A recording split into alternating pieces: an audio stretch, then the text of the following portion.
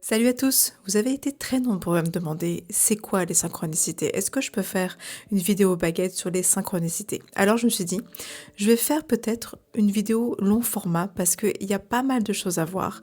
Et comme d'habitude, on va voir le côté psychologique, le côté énergétique et je vous donnerai ensuite mon avis. C'est parti. C'est vrai qu'on vit parfois des moments improbables, des choses, des signes que nous seuls pouvons comprendre. Et souvent on se demande si c'est l'univers qui nous parle, si c'est notre manifestation qui se met en route, si c'est nos guides même qui nous parlent. Et je trouve ça intéressant les synchronicités parce que moi-même j'ai vraiment, j'ai vraiment eu des expériences avec les synchronicités qui étaient très sympas et je vous en parlerai plus tard. Je perds un peu ma voix, mes deux enfants sont à la maison ici et maintenant avec la grippe, donc c'est pas une vidéo ultra travaillée encore une fois, mais bon, c'est déjà mieux que rien. Déjà, c'est quoi l'origine du mot synchronicité? L'origine de tout ce que nous appelons aujourd'hui en New Age et en spiritualité, les synchronicités. Déjà, le mot synchronicité, il a été inventé, ou plutôt mis sur le devant de la scène par Jung, Carl Jung, le célèbre élève de Freud. Parce que Jung, il a une vision de la vie, même s'il était thérapeute et psychologue, qui est très intéressante parce que pour lui, ça n'a jamais été une coïncidence. Jung, ça fait partie de ces maîtres en psychologie que j'aime beaucoup parce qu'ils ont aussi une vision de la vie qui est très spirituelle. Pour Carl Jung, les synchronicités, c'est juste la rencontre de deux événements liés, non pas par la cause, mais par le sens. Donc c'est déjà très spirituel comme façon de voir les choses. Par exemple, vous pensez à quelqu'un, il vous écrit. Vous cherchez une direction et un panneau improbable vous répond. En fait, pour Jung, c'est l'inconscient collectif qui envoie des messages lorsqu'on est prêt à les entendre. Ou lorsqu'on les regarde, par exemple. Pour lui, c'est ce qui se passe quand on est à des moments clés de sa vie. Et donc ça rejoint ce que je dis en manifestation depuis un moment déjà.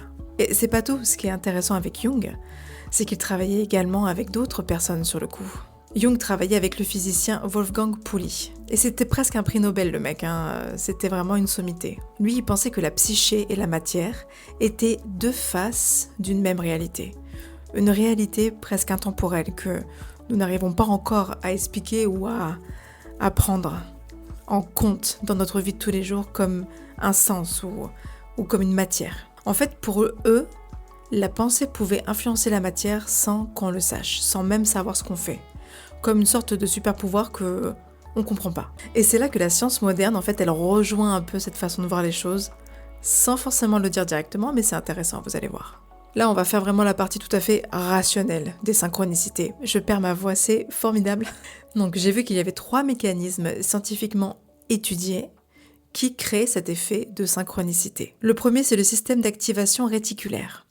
En fait, notre cerveau, il trie pratiquement 99% de notre information, qu'on voit, qu'on entend, etc. Mais c'est vrai que quand on commence à focaliser sur quelque chose, eh bien on le voit partout. C'est un filtre du cerveau, apparemment. Je le dis souvent en manifestation, quand vous voulez manifester, je ne sais pas, une voiture rouge d'une certaine marque, bizarrement, vous allez la voir peut-être un peu partout, cette voiture. Donc il faut peut-être aussi prendre en compte que parfois la synchronicité, c'est juste le cerveau qui fait une sorte de tri. Après, il faut aussi savoir que le cerveau a tendance à trier les confirmations selon la croyance. Si on croit en certaines choses, on aura tendance à retenir les informations qui nous viennent justement dans le sens de notre croyance et d'oublier tout le reste. Donc ça, c'est une réalité aussi. Ça peut créer l'impression que tout est lié, alors qu'en fait, ça ne l'est pas. Je voulais parler du point de vue purement physique parce que après, je parlerai de mes points de vue énergétiques et spirituels parce que même s'il y a des explications rationnelles, il faut toujours essayer de voir le rationnel en tout. Parfois, là, il n'y a pas d'explication. Le cerveau n'explique pas tout parce qu'il existe vraiment des synchronicités dont la probabilité est juste dingue. Et c'est là que j'aimerais vous amener maintenant. La vision spirituelle de synchronicité, c'est souvent que soit nos énergies sont alignées avec ce qu'on le veut manifester dans l'univers, ou alors c'est un message de nos guides, de nos énergies, de Dieu, ça dépend de nos croyances encore une fois. C'est vrai que dans beaucoup de traditions, la synchronicité c'est un langage, une confirmation, une communication avec l'au-delà ou certaines sphères. Ce langage subtil peut apparaître justement comme je disais, quand on est sur un chemin qu'on a voulu manifester, ou un éveil spirituel, ou un grand changement dans la vie. Vous vous réveillez intérieurement, vous ouvrez votre intuition. C'est vrai que beaucoup de personnes, et moi comprise, on parle de guide, d'univers, de destin. Moi je ne crois pas forcément au destin, je pense qu'on crée notre destin. les champs d'information, etc. Mais en réalité, toutes ces traditions, ces explications, qu'elles soient scientifiques, psychologiques ou simplement spirituelles, mais en réalité, toutes les traditions, elles décrivent la même chose.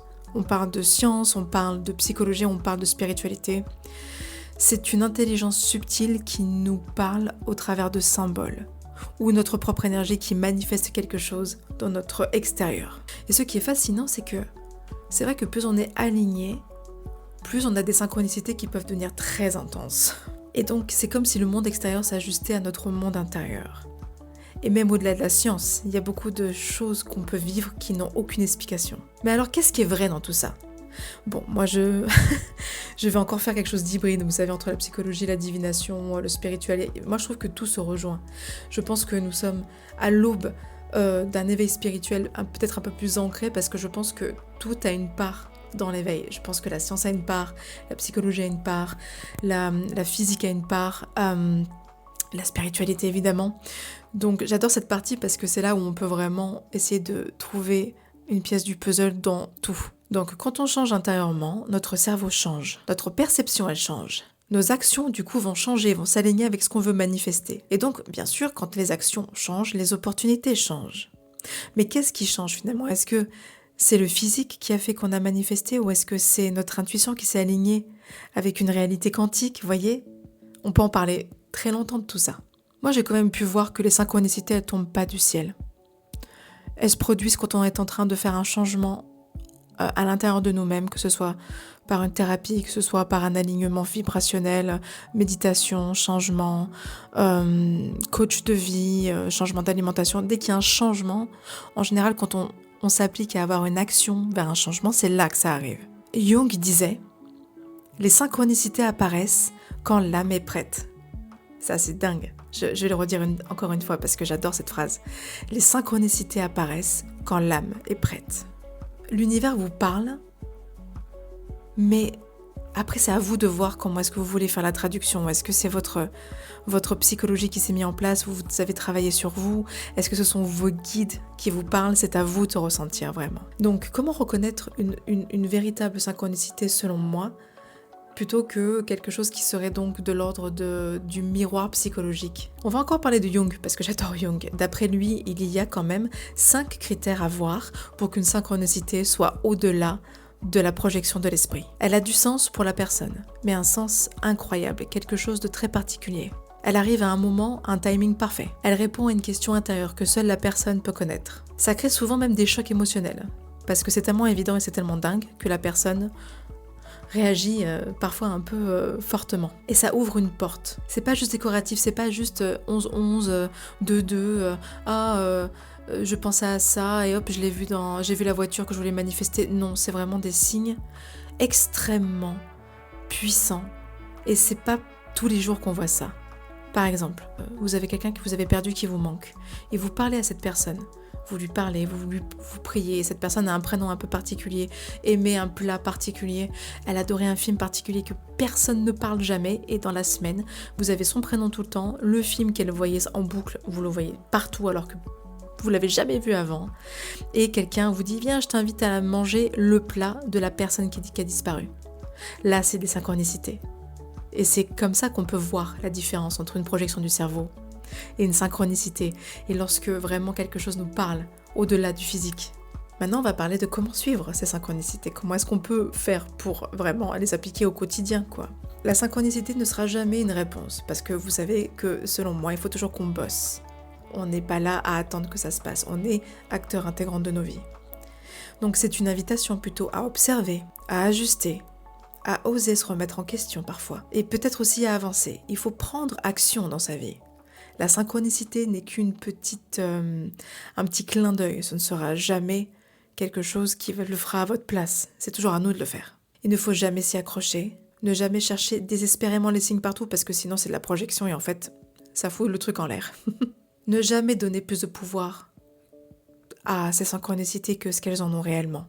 C'est vous les maîtres. Le signe, c'est juste le miroir, c'est juste le clin d'œil pour avancer ensuite. Donc on pense que les synchronicités c'est fait pour nous guider absolument partout. Et c'est vrai que j'avais vu déjà depuis plusieurs années beaucoup de personnes qui en parlaient, les synchronicités, et elles donnaient beaucoup de pouvoir aux synchronicités, alors qu'en fait, c'est nous qui avons le pouvoir d'avancer ou pas. Et lorsqu'on commence vraiment à travailler sur soi, que ce soit énergétiquement, vibratoirement, psychologiquement, qu'on met un plan d'action pour manifester quelque chose, pour aller vers un projet, vers une personne, en tout cas être en mouvement, les synchronicités sont des clins d'œil. Et les vraies synchronicités sont dingues. Donc il ne faut pas commencer à chercher les heures miroirs toutes les 5 minutes, des choses comme ça. Essayez de prendre du recul et de vraiment ancrer en vous cette envie d'aller de l'avant. Qu'est-ce que vous voulez manifester? Qu'est-ce que vous voulez faire? Et c'est là que les synchronicités arriveront.